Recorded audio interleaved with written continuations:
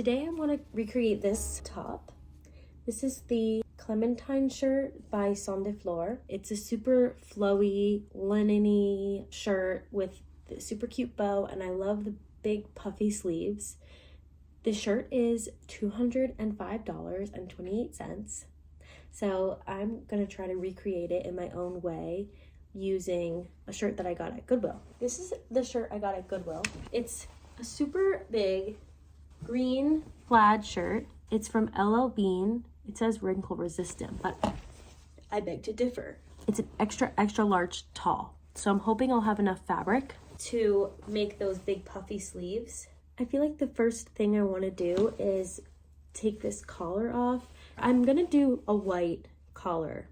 It comes in a few different colors, but I actually originally saw this shirt on Carly B. I'll put a little clip of it, but she wears it in one of the videos of her making her wedding dress, and I thought that she had made it, so I was trying to find a video of her making it or talking about the pattern, but turns out it's this Clementine shirt. So in Carly fashion, I'm gonna try to make it myself.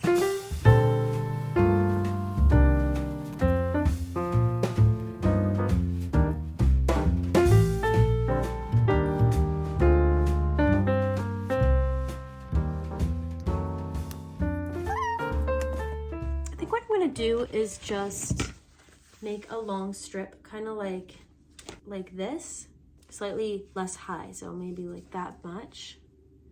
I just bought this white fabric and I couldn't find it, and I was like, I swore I just bought a bunch of white fabric, and then I remembered that I've been using this as my background to sell clothes on Depop. So it's a great tip if you need to sell clothes on Depop. Put down a white piece of fabric or a white sheet. It helps so much.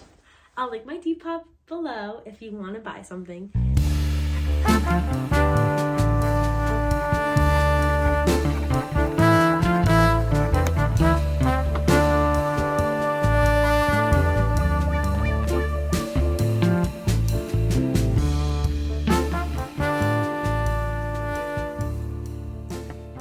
So because I don't have interfacing, I'm gonna just double up on this by folding this in on itself on both sides so that it's thicker.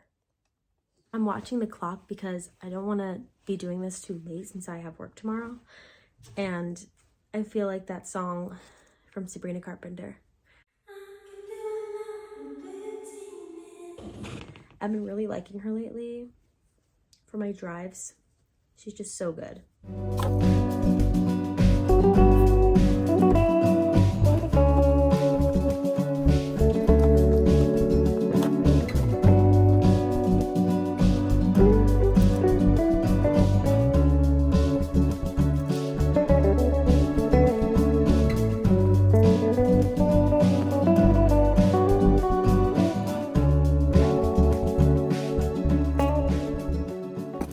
I just got this Miffy, and she's jumping rope, but her jump rope broke. No.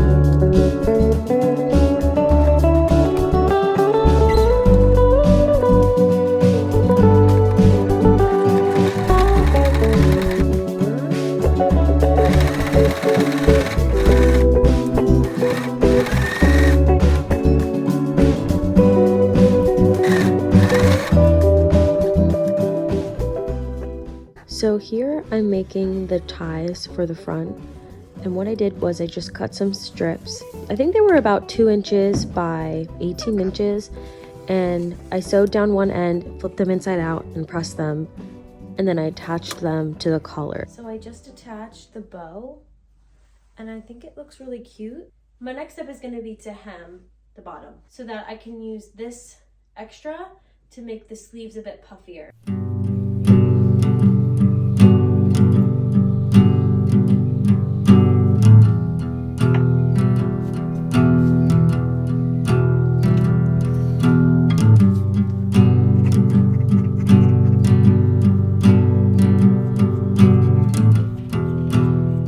Excuse me, sir, but I'm gonna need this.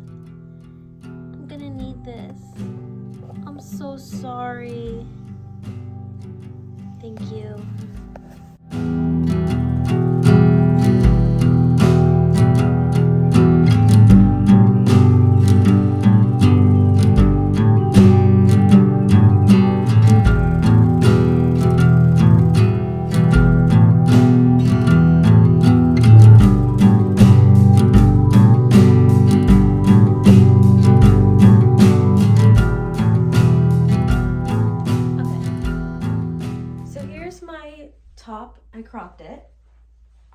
The next step is going to be the sleeves. I do think it's really coming together, if I do say so myself. I think the sleeve starts here. It's a bit of a drop sleeve.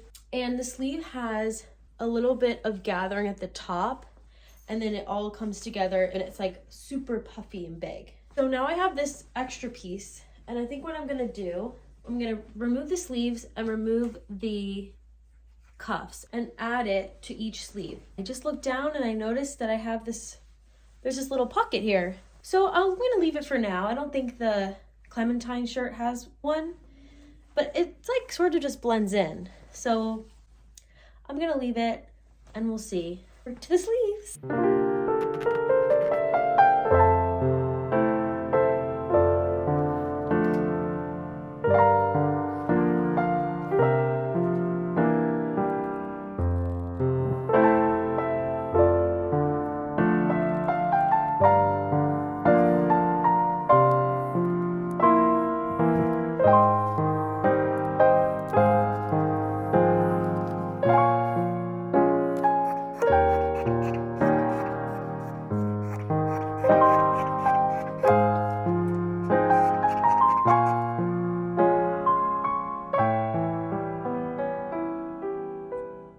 Do a French seam, and what that is when you sew the fabrics wrong sides together and then you sew them again right sides together, and that hides all of the edges inside of the seam so there's nothing fraying. I might also tack it down to one side. I'm not sure what that makes it. If I find out, I'm gonna put it right here. I think I'm gonna change my thread to a more matching thread, so I have to go into my little thread library and see what I have.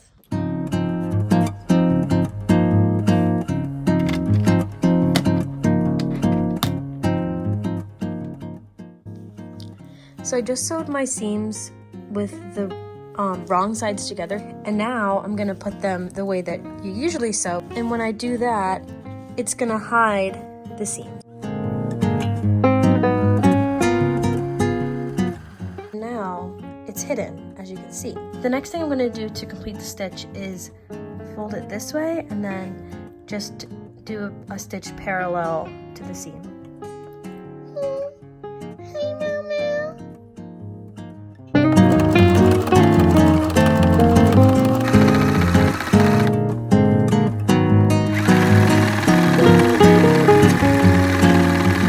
A tip for sewing these French seams is to always trim your first seam down before you do your second seam, because now once I did the second seam on the other sleeve, you can see that the frayed edges are popping out. So you really don't want that. So you want to make sure that that seam is clean and as close to the stitch as you can get it to prevent this. So I'm going to undo this stitch and trim that, and then I will redo it. I just attached the extra on one of the sleeves, and it's giving exactly what I wanted. If you imagine it with a tighter wrist, like it has super bunchy, and I'm really excited. And I think I'm gonna only gather from the halfway point over because I don't want the underarm to be bunchy. So here I'm making 2 parallel stitches that cover the distance that I want to gather. And I have my stitch at the longest possible stitch length because we want to be able to pull and move around the stitches. And the reason why you want to make 2 is just really for stability.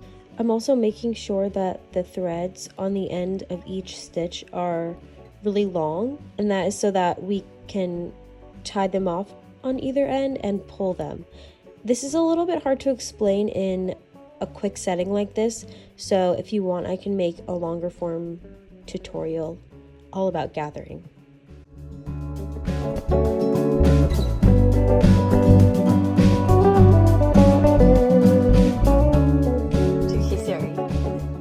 So I did my 2 straight stitches.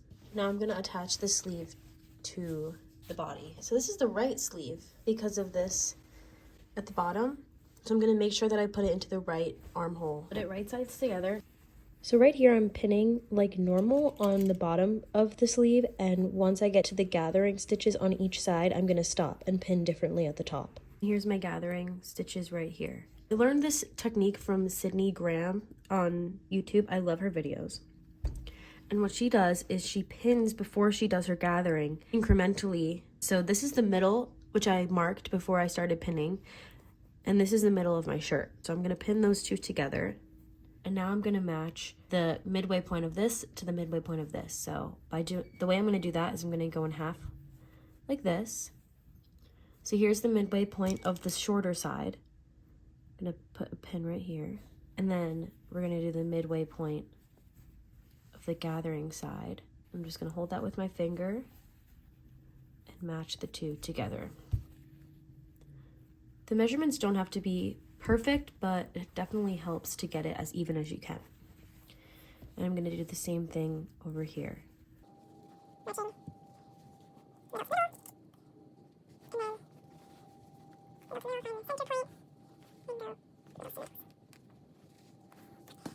So at this point you have a bunch of little loops. These are my two ends of stitches, and on the inside one I tie them in a knot. It's really hard to see it because it's just so tiny, but I tied a knot right there. So the bottom ones will stay together and the top ones will be able to move. I did the same thing on the other side as well. Just pull the stitches and get them moving, and just continue to pull until it matches up. And so once you've reached the point where they're even, try to make sure you don't have like a big bunch in one corner, and then you can add more pins. Now they're even. And I have, for example, a big bunch here. So if you hold your thumb on the stitches on the end, you can just sort of move them around until you're happy with it. And now I'm just gonna stitch the whole thing.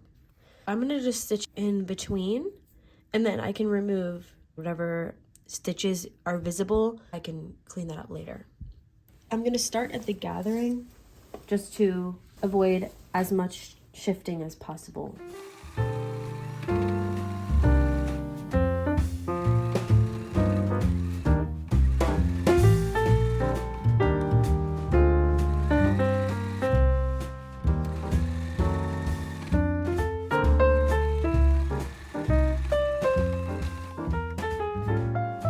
So here it is with one sleeve. It's looking really cute. Let's tie the neck and see.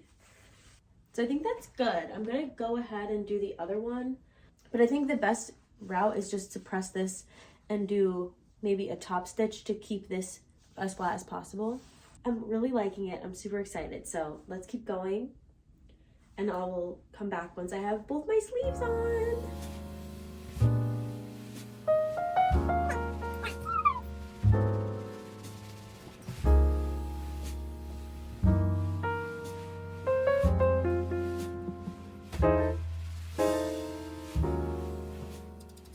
One, two, three. That was easy. So I have my sleeves on. I did a top stitch. I also picked all the threads that were showing from where I did the gathering, and this is where it is. Now I'm going to work on the sleeves, but I did want to mention that I was looking at my collar, and I think I'm going to shift over the ribbon because when I tie it, it has this little hole. The way that I can fix that is by moving this to about here so that when I tie it, it can lay flat. So I'm gonna go back and do that, but right now I'm gonna focus on the sleeves. And what I wanna do, I don't really know how I wanna go about this. I'm definitely gonna do a gathering around the whole thing, but I think I'm gonna put an elastic right here so that way I can make this tight and then I can roll them up and there'll be a little bit of stretch. Or I need to make a little bit more trim because that's how the cuffs are finished in the shirt.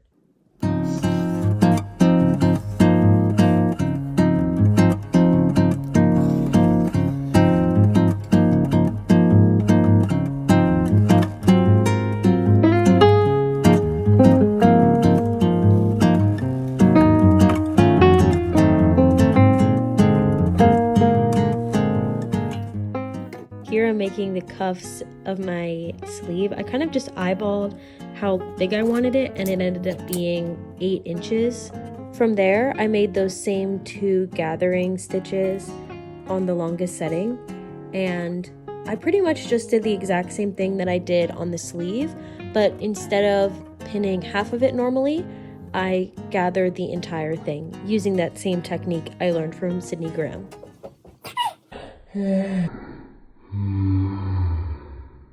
That's what you get when you isolate yourself with those headphones. I'm so excited! So I did one of my sleeves and it looks so cute. And it rolls out really nicely because I added a little bit of elastic. I'm so happy! I added the tape just like I did on here, and then I did the same thing where I folded it in and put a tiny bit of elastic. I just cut 1 inch of elastic and then fed it on one end, tacked it, and fed it on the other end and tacked it. The next step will be to seam rip my gathering stitches, and I was a little bit worried that this would sort of look funny. I think I might just add a tiny bow. So at the end, I might do that. So that is one, and I think it's super cute. This is like exactly what I wanted. And we're kind of at the home stretch. I feel like I've been thinking that for a while, but you guys don't even want to know the amount of times I redid these sleeves. I probably did this sleeve 4 times. First I put it on, and then I accidentally put it on this side. The cuffs were backwards. So then I redid it, and then I did the same thing again. I put it on the wrong sleeve, and then I finally did it right on this side. So I think I've been working on just the sleeves. I think it's been about 4 hours. So I say I'm in the home stretch, but in reality, we all know that right when you think you're at the end, you're really not. So I'm just gonna keep going and I'm gonna keep enjoying it. It's really hard for me to explain everything I'm doing because sometimes I don't know what I'm doing until it's done. So if this is a shirt that you really want to make and you're very confused by this video, let me know and I will make a full video explaining every single thing that I do for this. But this is my first one, so it was very trial and error. The point of this video was more just to be something that you can sew along to and keep you, just have something to listen to while you're creating your own projects. This is only my second video, so I'm just trying to make what I can and see how it comes out. So bear with me. But anyway, I'm gonna try on this shirt and show you how it looks. I think it's really cute. These sleeves are pretty much exactly what I wanted, just something sort of big and billowy and like I'm just sort of drowning in fabric. So I think I definitely achieved that. The only thing that I want to change is the little hole I was talking about. I'm gonna move this piece to start here so that way this can lie flat.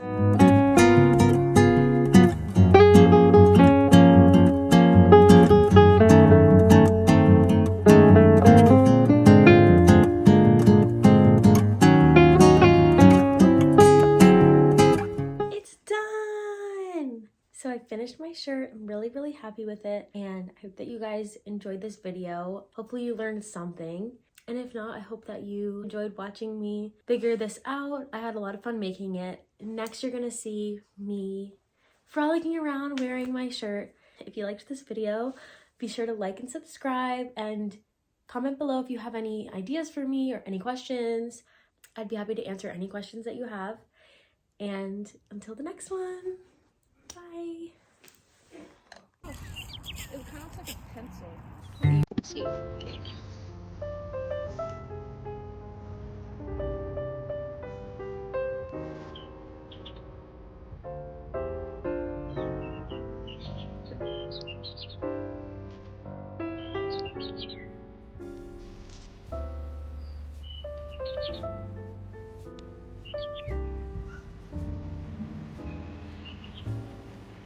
Stop.